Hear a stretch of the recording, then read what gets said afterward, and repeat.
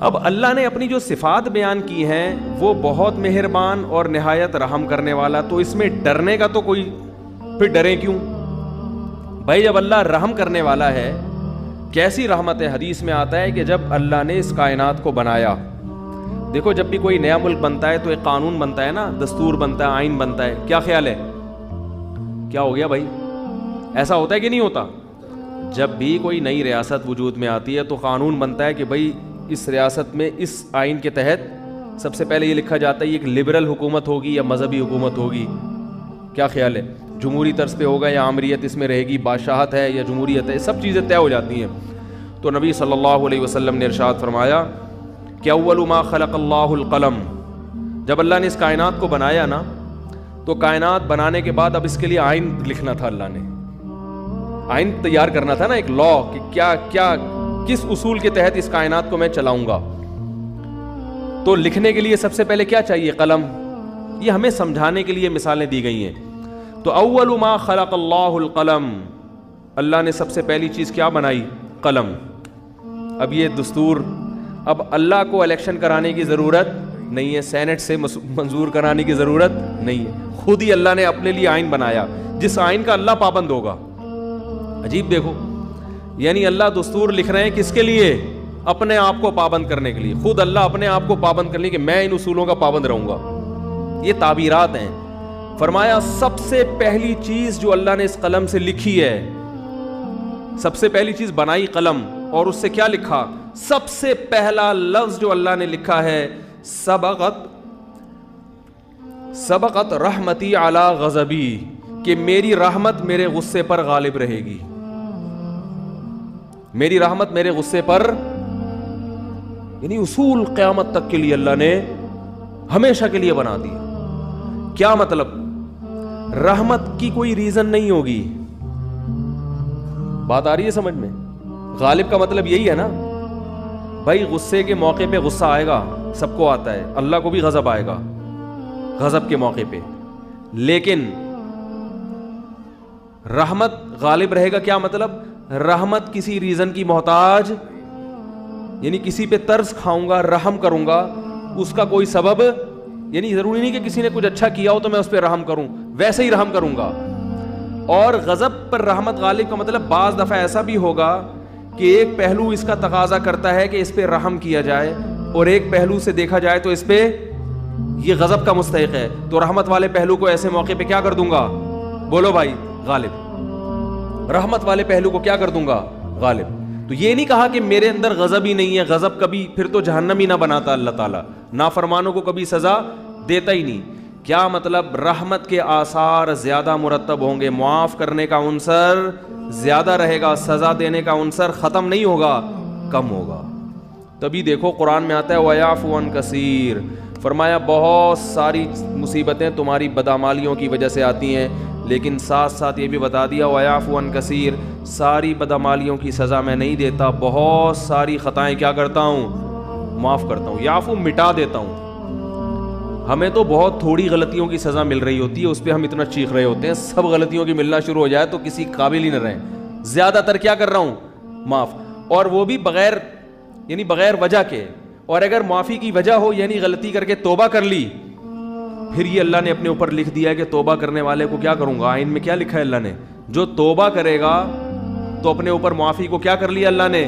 واجب، توبہ کو واجب کر لیا۔ 99 سال تک کوئی گناہوں میں مبتلا رہے، 99 سال میں اس کافر کو خیال آیا آج میں توبہ کر کے اسلام کی طرف آتا ہوں، آج میں گناہوں سے توبہ کرتا ہوں، تو اس کے آنے میں تو دیر ہو سکتی ہے، اللہ کے معاف کرنے میں دیر نہیں ہو سکتی۔ کیسے عجیب الفاظ ہیں حدیث کے، یا عبادی لو بلغت ذنوبک عنان السماء ثم استغفرونی لغفرت لکم ولا ابالی۔ یہ لا ابالی کے الفاظ بڑے عجیب ہیں۔ نبی نے فرمایا کہ اللہ تعالیٰ کہتے ہیں کہ اے میرے بندو، اگر تم گناہ کر کر کے زمین اور آسمان کے خلا کو پر کر دو، بھر دیا تم نے گناہوں سے، اب سچے دل سے توبہ کر رہے ہو، اے اللہ اب سے اپنی زندگی کیا کر رہا ہوں میں؟ توبہ کا مطلب یہ نہیں استغفار کی تسبیح ہو، یا اللہ اب جو کچھ ہو چکا معاف کر دے، آئندہ نہیں کروں گا۔ یہ اس جذبے سے جو توبہ کرے گا تو فرمایا معاف کر دوں گا، بس اتنا کافی ہونا چاہیے نا۔ بھائی بات مکمل ہو گئی. اللہ نے اصول بیان کر دیا کہ اگر زمین آسمان کے خلا کو بھر دیا گناہوں سے, توبہ کر لی تو کیا کر دوں گا, معاف, ختم ہو گئی. بھائی ہمیں اصول سمجھ میں آ گیا, بھائی توبہ کا دروازہ موت تک کھلا ہوا ہے, ختم. آگے اللہ کو یہ کہنے کی کیا ضرورت تھی, والا ابالی, معاف کرنے میں کسی کی پرواہ نہیں کروں, یہ کہنے کی کیا ضرورت تھی؟ بہت مشکل ہے سمجھانا. بھائی اس الفاظ کا بظاہر کوئی تک بنتا ہے؟ بھئی اللہ کو کیا ضرورت کسی کی پرواہ کی, اور کون ہے؟ اصل بات یہ کہ ممکن ہے بہت سے نیک لوگوں کو اعتراض ہو کہ اللہ ہم 20 سال سے شروع سے ہم نیک ہیں, یہ کمبخت 90 سال تک عیاشی کرتا رہا ہے, اب آ رہا ہے, اب یہ بھی جنت میں, ہم بھی جنت میں, یہ کیا بات ہو گئی؟ ممکن ہے فرشتوں کو اعتراض ہو, اے اللہ یہ کیا, یہ تو 2 لفظ توبہ کے تو ہر آدمی بول سکتا ہے بڑے آرام سے بیٹھے بیٹھے ہیں. بھائی مثال کے طور پر ابھی جو کیسز چل رہے ہیں مختلف ہمارے سیاستدانوں پہ, اگر وہ کہتے ہیں ہم معافی مانگتے ہیں قوم کے سامنے, قوم چھوڑے گی؟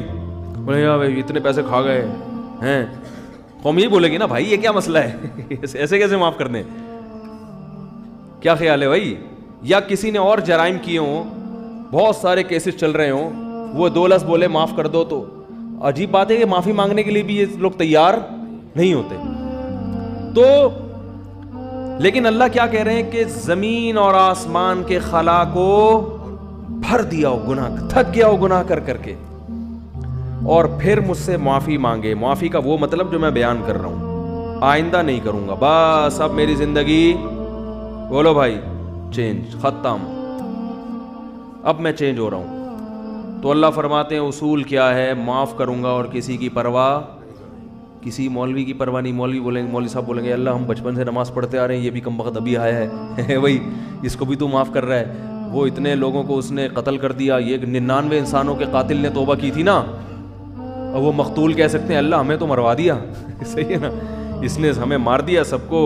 100 وہ راہب کہے گا کہ میں نے اس کو بولا تھا کہ توبہ نہیں ہو سکتی, سینچری پوری کر کے اس نے مجھے بھی قتل کر دیا. وہ حدیث میں واقعہ آتا ہے نا, لیکن 99 انسانوں کو ایک شخص نے قتل کیا, تو ایک راہب کے پاس گیا, ایک بزرگ کے پاس گیا, کہنے لگا میں نے 99 کو قتل کیا, کیا میری توبہ قبول ہو سکتی ہے؟ اس نے کہا نہیں ہو سکتی. اس نے کہا چلو پھر سینچری پوری کرو یار, 99 کا تو کوئی حساب بنتا ہی نہیں ہے, جب جانا ہی جہنم میں ہے تو کچھ کر کے تو جاؤ نا.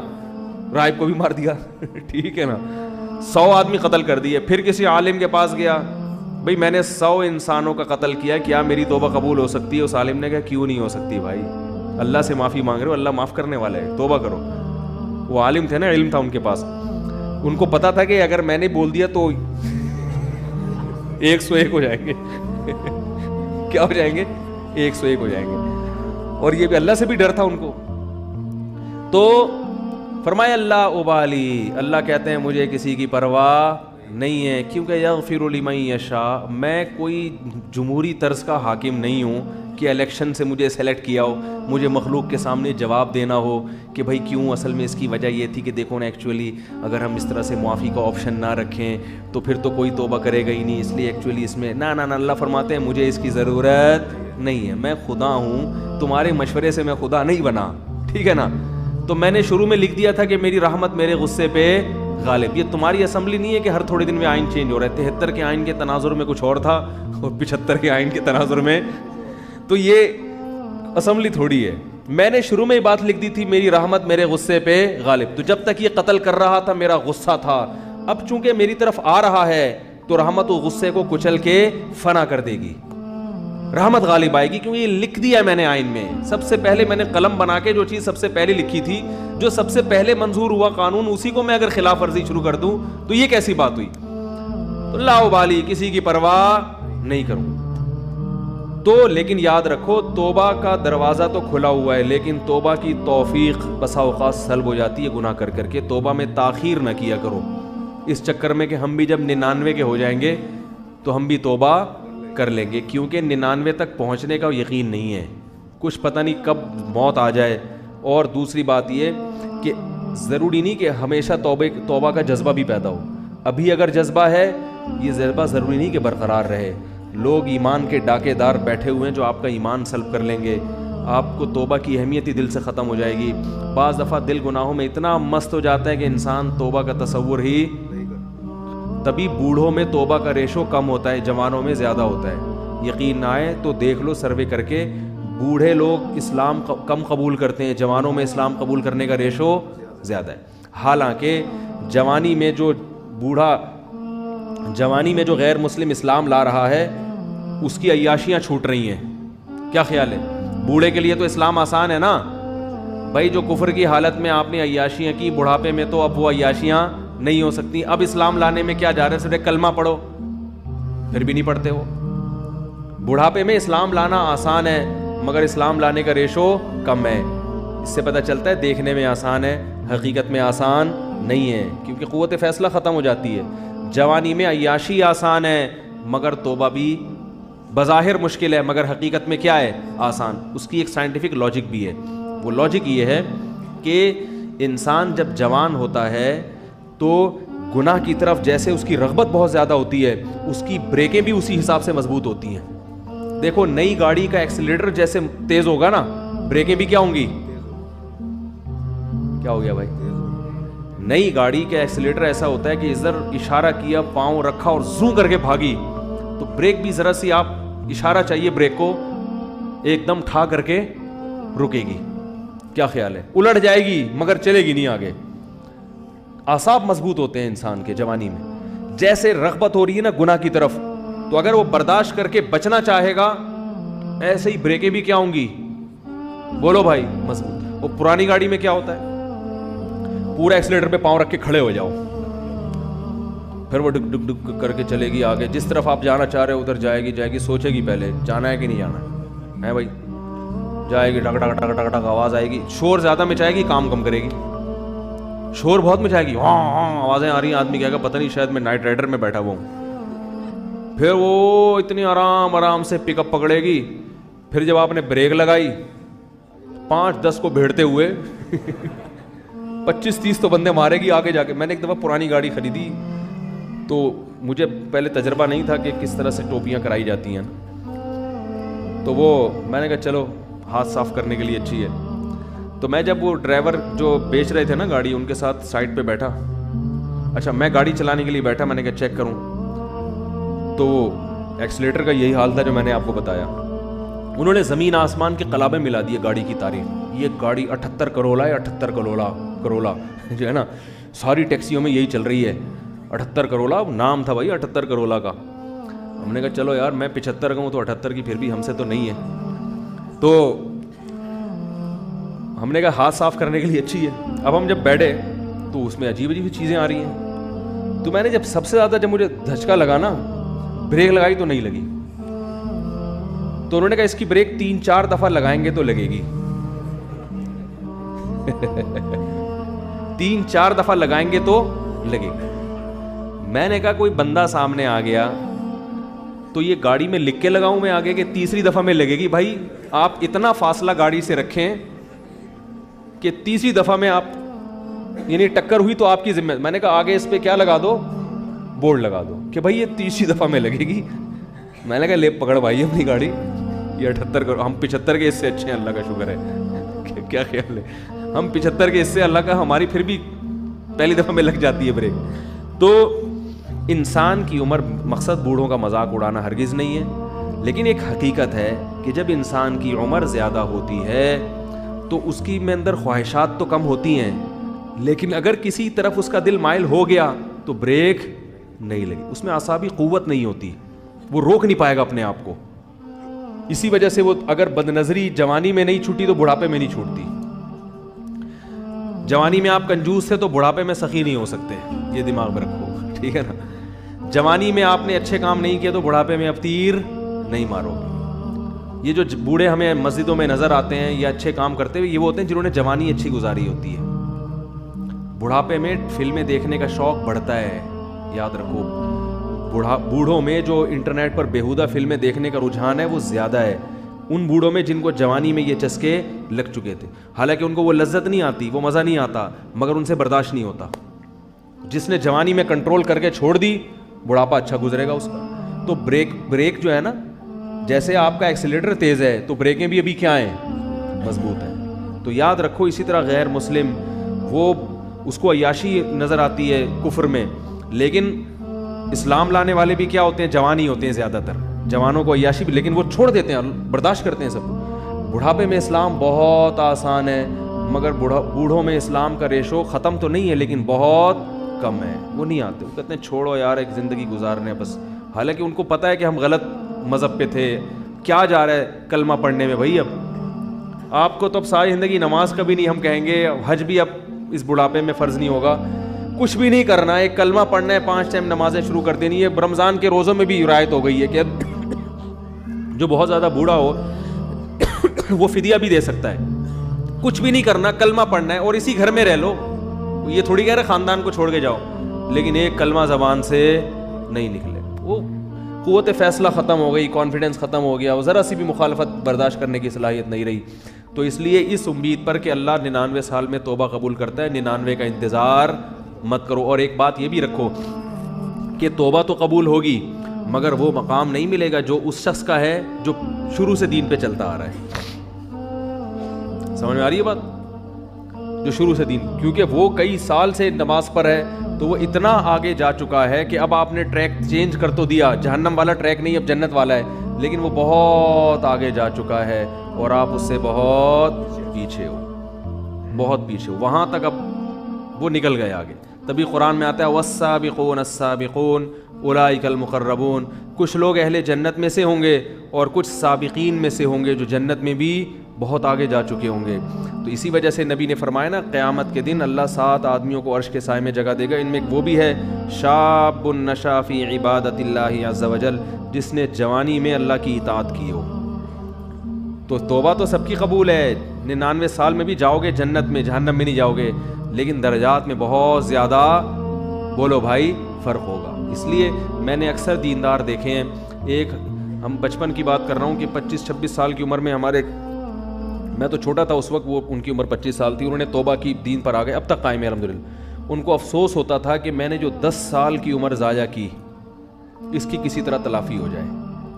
صرف 10 سال ان کے ضائع ہوئے تھے، 15 سے لے کے 25 تک. بالغ ہو جاتا ہے انسان 15 میں، اس 10 سال پہ ان کو کیا ہوتی تھی؟ ندامت. تو یہ سچی توبہ کی علامت ہوتی ہے کہ انسان کو پچھلے پر ندامت ہو کہ یار وہ ٹائم بھی نکل گیا ہاتھ سے، کہاں تک پہنچ چکے ہوتے. میں نے کہا یہ سچی توبہ کی علامت ہے. میں نے کہا اس کی تلافی اب یہ ہو سکتی ہے کہ جو 10 سال ایک نارمل آدمی جتنی عبادت کرتا ہے، آپ اگلے 10 میں اس سے ڈبل کر لو. کیا خیال ہے بھائی؟ یہی ہو سکتا ہے. جیسے گلوکار نے توبہ کی تھی نا، واقعہ میں اکثر سناتا ہوں، زندگی گانوں میں گزاری. تو ہمارے حضرت کے پاس آئے تھے، ان کا انتقال ہو گیا. تو انہوں نے حضرت سے کہا کہ میں نے زندگی گانوں میں گزاری، گانے گاتا رہا میں، اچھی آواز تھی میری، تو اب مجھے خیال ہوا کہ توبہ تو اللہ نے قبول کر لی، اب جنت کے ٹریک پر تو انشاءاللہ چل پڑے، لیکن پچھلی کی تلافی بھی ہونی چاہیے. تو میں نے 10-15 سال ضائع کیے. تو اب ان کے ذہن میں یہی آیا کہ یہ اچھی آواز میں تلاوت میں لگاؤں گا. کیا خیال ہے؟ تو اس طرح کے جو لوگ تلافی کرتے ہیں، اولئک یبدل اللہ سیئاتہم حسنات، قرآن کہتے ہیں اللہ ان کی گناہوں کو نیکیوں میں تبدیل کر دیتے. تو ان کی تلافی ہوتی ہے، یہ بھی اسی مقام تک پہنچ جاتے ہیں. تو پھر کچھ ایسا کرنا پڑتا ہے. نہیں تو چلو جنت میں مل گئی، بڑی بات ہے یار، 99 سال میں اتنی بدماشیاں اللہ معاف کر دے، وہ درجات نہ ملے، جنت چھوٹا سا کھانچہ بھی مل گیا جنت کا، اور کیا، ایک آدھ حور بھی مل گئی. کیا خیال ہے؟ ایک آدھ حور بھی مل گئی تو بھی سستا سودا نہیں ہے، بہت اچھا سودا ہے یہ. تو اللہ تعالیٰ ہم سب کو اپنی رحمت کا مستحق بنائے. یہ جو بات تھی ادھوری رہ گئی ہے کہ جب اللہ رحمت ہے اس میں اتنی تو ہمیں ڈراتا کیوں ہے؟ تو اصل میں اللہ اپنے آپ سے نہیں ڈراتا، اپنی نافرمانی سے ڈراتا ہے کہ جو اتنا رحیم ہے، اتنا کریم ہے، وہ معاف کرے گا، لیکن ہر چیز کی ایک لمٹ ہوتی ہے. اس لمٹ سے آگے کراس کرو گے تو پھر اس کا غضب جوش، کیونکہ غضب ختم نہیں ہوا ہے اس میں، اس لیے اللہ ڈرا رہا ہے کہ اللہ کی نافرمانی سے ڈرو. یخشون ربہم بالغیب، جو اپنے رب سے بغیر دیکھے ڈرتے ہیں. کیا مطلب؟ رب کی نافرمانی سے ڈرتے ہیں، گناہ سے ڈرتے ہیں. تو ہمیں رب سے محبت کرنے کا حکم ہے، ڈرنا ہے رب کی نافرمانی سے. سمجھے؟ یعنی اللہ نافرمانی پہ سزا دیتا ہے، تو رب سے تو محبت کی جاتی ہے، اللہ کے قرب حاصل کیا جاتا ہے. تبھی اہل اللہ کو نمازوں میں مزہ آتا ہے، کیونکہ وہ اللہ سے قریب ہو جاتے ہیں نا نماز میں، تلاوت میں مزہ آتا ہے ان کو. تو ہمیں اللہ سے محبت کا حکم ہے، لیکن ڈرنا وہاں ہے جہاں اللہ کی نافرمانی ہو رہی ہے. اللہ تعالیٰ سے دعا ہے اللہ تعالیٰ سمجھنے کی